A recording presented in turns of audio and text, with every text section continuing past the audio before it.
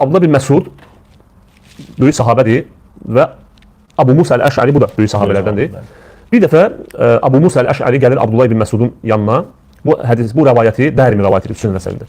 Və gəlir, deyir ki, ey Abu Abdurrahman, yəni İbn Məsudun künyəsidir. Deyir, ey Abu Abdurrahman, mən deyir, bir şey gördüm məsciddə, çox təəccübləndim. Və istəyirəm səninlə məsləhətləşim, yəni nə deyirsən bu əmələ? Deyir, nə görmüsən? Deyir, mən gördüm ki, məsciddə bir qrup insanlar yığışıb, yəni halqa namazı gözləyirlər və onlar zikr edirlər. Yəni əllərində daşlar var. Məsələn, içərilərindən biri deyir ki, 100 dəfə Allahu Ekber deyin. Və hamı başlayır 100 dəfə deməyə. Sonra deyir ki, 100 dəfə daşlarla. Sən deyir, buna nə görürsən? Abdullah bin Məsud qəzəblənir. Deyir, hardadır? Deyir, filan yerdən. Deyir, gedək ora. Gəlir, çıxır onların yanına. Deyir ki, bu nə əməldir siz edirsiniz? Allahın elçisinin sahabələri hələ aramızdadır. Yəni biz buradayıq. Allahın elçisinin paltarı hələ köhnəlməyib, qabları hələ qırılmayıb. Siz nə edirsiniz? Belə bir zikri hardan? Siz ya, gör nə deyir onlara? Siz ya Allahın elçisinin yolundan, yəni sahabələrinin yolundan daha üstün bir yoldasınız. Ya da azmısınız. Onlar deyirlər ki, Allaha sığınırıq. Biz Allahın elçisinin sahabələrinin yolundan daha doğru yol necə ola bilər ki? Deyir, demək ki, azmısınız. Və sonra nə deyir onlara? Onlar deyirlər ki, ey Abu Abdurrahman, biz yalnız xeyir istəyirdik. Yəni Allah'a zikr etmək istəyirdik. Biz bugünkü hər bidətçi deyir. Bəli, biz xeyir istəyirdik. Abdullah Məsud nə deyir? Deyir, neçə xeyir istəyənlər var ki, bu xeyrə nail olmayıblar. Və sonra onlara nə deyir?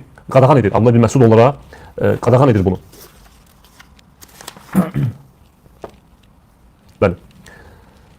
Sonra nə deyir onlara? Deyir ki, nəfsim, yəni canım əlində olana and olsun ki, siz ya Allahın elçisindən daha xeyirli bir yoldasınız, ya da ki, zəlalətə deyir, qapı açmısınız. Yəni, bu sözü də onlara deyir. Və bu qədər, yəni bidət barədə demək və sonda bir ayəni qeyd etmək istəyirdim ki, yəni demək, burada bir rəvayət də var. İmam Malikdən gəlir, İmam Malik. İmam Malik deyir ki, bir nəfər gəlir İmam Malikin yanına, deyir ki, mən deyir, istəyirəm həcc üçün ihrama girim, ihrama. Və bildiyimiz kimi ihram hardan olmalıdır? Miqatdan. Amma miqatdan əvvəl də eləmək olar, yəni bir insan. Amma şəriətə müxalifdir. Deyir ki, mən istəyirəm Peyğəmbər sallallahu aleyhi və səlləmin qəbrinin yanında ihrama girim. Yəni ihramı geyinim və niyyət edeyim. İmam Malik nə deyir ona? Deyir, eləmə. Belə eləmə. Deyir, burada nə qəbahət var ki, mən deyir, sadəcə Müzdəlifədən deyil, biraz əvvəl əlavə edəcəm, bir məsafə əlavə edəcəm. İmam Malik nə deyir? Deyir ki, sən deyir, mən deyir, qorxuram ki, sən deyir, fitnəyə düşərsən. Deyir ki, burada nə fitnə var ki? Mən deyir, əlavə edirəm də. Deyir ki, nə deyir? Deyir, bundan daha böyük fitnə nə ola bilər ki?